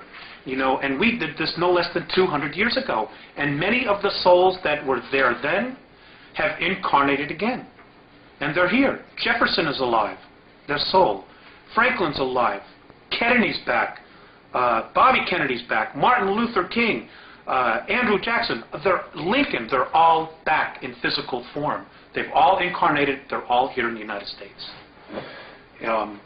Because right now, this is where the battle is, between light and dark. You've got the grays over us, you've got the reptilians underneath us, and between us you've got humanity, of the human, you've got the American people, I mean all of the world, but you've got humanity sandwiched in the middle, wondering what the hell is going on here. Fourth and fifth density consciousness, because they lose complete power. But it will anyway, won't it? Not necessarily. There are no guarantees. There are no guarantees. There's no guarantee that Earth is going to go into fourth or fifth density. There's no guarantees that the entire galaxy is going to get there. Because if that were the case, they would probably just leave us alone and not give a damn what was happening here. No. You see, the Draconians are third density. They're physical just like us. They can only move into fourth density by mechanical means. If we move into fourth and fifth density, they've lost their playground. They've lost control of what they want to control. So they're fighting like hell, trying to hold everything back. Because if they can hold everything back, then again, it's a form of power, of control. Now, it's such a mess. Alex, how do the Andromedans plan to remove the Alpha Draconians?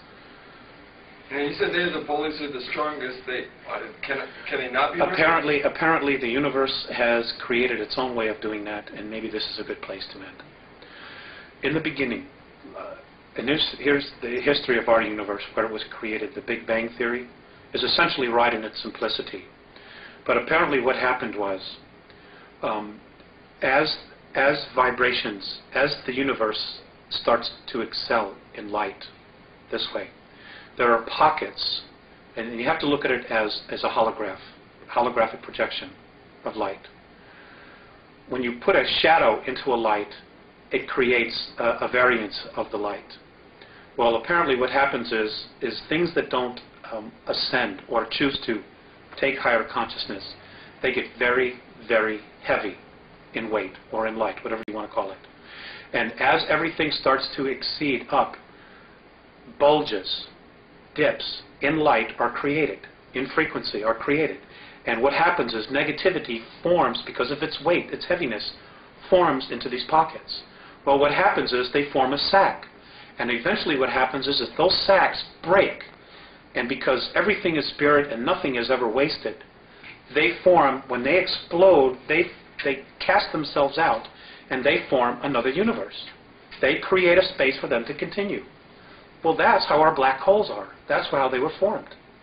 Those black holes, if we could get through them, would be to another universe. They're portals. And it would just explode out. Well, that's how our universe was created. Well, because of this new energy that's being formed, pockets of resistance are now being formed all through the universe. And in our galaxy, it's right now between us and Sirius. So the way that the Andromedans plan to remove the Alpha Draconis would be? Is basically to try to contain them, and their own energy themselves will suck them into a place of darkness and move out into another place. The Greys, the Orion groups, this is going to happen. It's happened before. They know it's happening now, and this is why everybody feels this intense energy. Things are suddenly really starting to increase, and it's simply because it is increasing. So at a prior time, then, they were sucked out of another universe into Alpha Draconis? Is that basically essentially what happened? They were sucked from wherever they were into another universe. How somehow that universe, or the beings in that universe, wherever they came from, said, we got to get rid of these guys, and they literally brought them here from their universe and dumped them and said, boom, this is where you are. Because they came here in physical form, which means they had to have been brought here. They didn't evolve like all the other life forms here have evolved. They were brought here in full physical form, which means they were created someplace else and dumped here and said, you know, your history. Well, someplace else, then, there's some very irresponsible people. Well, maybe at some point in our eternal history we'll be able to address that issue. But for right now, we need to address our own issues. Okay, let's go to the World Club then to end this up, and future events. According to the Andromedans, mankind has been manipulated for 5,724 years. Human agents must have participated in this throughout history. Who are some of the major players in this deception? You mentioned Hitler and the Giza intelligence.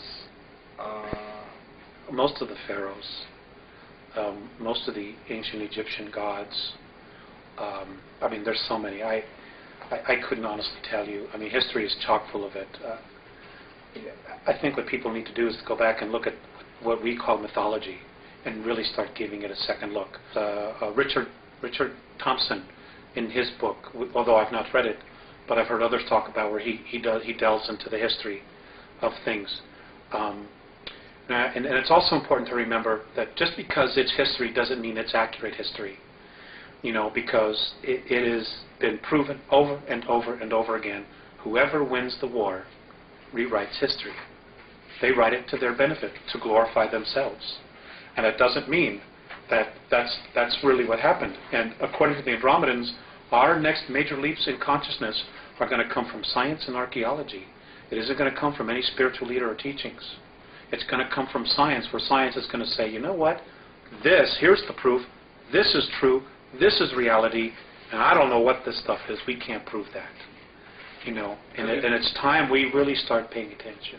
Maybe at a future time we can share more or do another interview or something. In a specific way, please describe in detail what the World Club is and who comprises it, and offer some specific examples of how they're controlling the rest of us. The banking circles, maybe? Yeah, it all evolves around money. The World Bank, International Monetary Fund. They've got the whole world in debt. Governments are giving away their mineral rights in perpetuity. The United States government is now in a position to declare a national state of emergency, suspend the Constitution of the United States, and nationalize.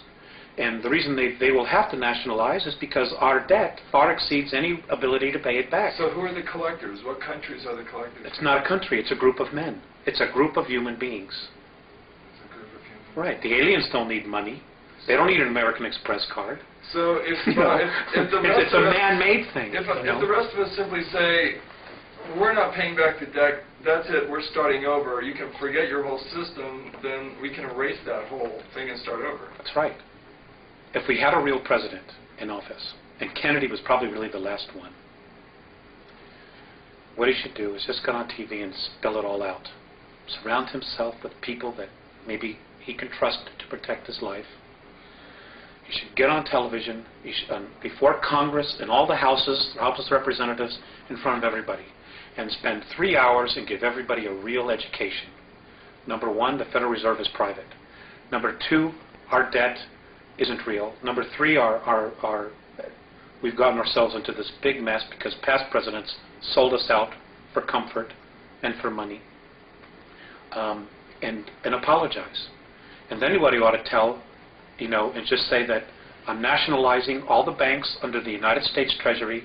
We're going back to a silver standard, just like the Constitution says, and give everybody an opportunity to get back on track here, to maintain our standard of living and just start healing, And then the next thing I would say is, or make sure if there were any POWs alive, that they came back home.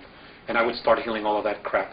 The fact that, that our POWs were sold out because of a debt, because of $3 billion, when we've wasted $3 billion, or a promise to Vietnam, when we've wasted that kind of money on such stupid things as studying the sexual habits of a tsetse fly or frogs mating. I mean, it's unconscionable that we've allowed our government to do this. Alex, we've got about 5 minutes left. Let's see if we can do some real brief answers to some of these last couple things, just real brief. The United States, Britain, and the Soviet Union, according to your sources, have been building secret technologies and bases on Earth, the Moon, and Mars for some time. Where are these bases to be found on the Moon? Where are they? Yeah. They're on the dark side. And do you know what the locations are, what they're called? Yes. One is under Jules Verne. God, I wish I had those notes in front of me.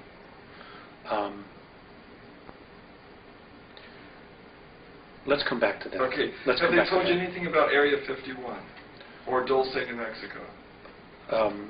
Yeah, there were a lot of stuff there. The actual underground base is not underneath Arcoleta Mesa. It's actually 20 miles to the northwest. That's just an entrance point in and out. This is Area 51? This is in New Mexico, Dulce. Okay. It's not exactly right there. As far as Area 51, yes, there's a lot of stuff that was going on there, but a lot of that has been moved, and it's now in New Mexico, in the Sandia, underneath the Sandia Laboratory. Diego Garcia Island. Diego Garcia Island, there's a base there. Pine Gap. Diego Garcia Island, there's anti-gravity anomalies there, and this is how they were able to blow a lot of equipment into space without using rockets, and then they would have the UFO-type craft, which we built from technology we were given. They would hook a tow chain to it, and like a tow barge, just tow it to the moon. Okay, and you mentioned... And it runs, and the equipment that's there is run on free energy, stuff that was built that was created in the 1920s, that we've been absolutely not privy to. We haven't had to pump 1 gallon of oil out of the ground since the late 1920s. They've had free energy, but because of money, they've allowed us to be controlled. They've allowed us to pollute the environment, to devastate the oceans because of petroleum products when we don't need it for money. Which brings us briefly to Alternative 4. When the Martian base fell, when the Martian base fell, the world government, those elite, figured out, well, we don't have any place to go now. The moon is not set up for long-term habitation, where Mars is and could be. So what happened was, when it fell and they knew we couldn't get there, they figured, well, we got to do something about here, because we have nowhere else to go. So I was told by the Andromedans that these men who think they're God had to come up with another alternative, which was, they thought, that they could create a controlled polar shift by detonating nuclear weapons or cobalt weapons underneath the South Polar ice cap, causing it to slip, which would cause the poles to slip. And within a 24-hour period, you would completely drown 83 to 85% of the population. So the Andromedans said that they will not allow this. It isn't going to happen. If the Earth is going to do it, it'll be done by her will, in a natural way. And that is a possibility in our future. What is the primary message of the Andromedans? Grow up now. Open your eyes. Open your ears. Take responsibility for your life. Take responsibility for your planet. And realize this is your home. This is your race. And that if you are sincere in making the effort to evolve, they will meet us halfway. But they're not going to come in here and do all the work for us. Their single most important thing is, and I'll go back to that little saying, the love that you withhold is the pain that you carry. We have got to start coming together as a race. We have got to stop allowing ourselves to be manipulated. What can an average person do? I mean, how can we reach out to the Andromedans? Prayer, meditation. Everybody has their own way of praying or whatever. And again, I want to stress this: the Andromedans can help, but they're not God. They're not our saviors. We need to be our own saviors. We can ask them for guidance and help, but they're not God. Period. Don't worship them. Don't worship anybody. Worship the God inside of you. What will happen to those human beings who do not make the jump? They'll go somewhere else. What will happen to those beings who do make the jump after the jump? They'll move into fourth and fifth density. And those of us who survive this incredible ordeal that we're about to really experience will become new teachers, and we'll be able to go to different worlds and teach what we know, and be able to teach other evolving civilizations what not to do and how not to get themselves in trouble. And we have an incredible future if we can get through that. If 10% of the population of the planet can really get it together, it'll create what is called the 100th monkey syndrome. And suddenly 11, 12, 13% people will just start getting it.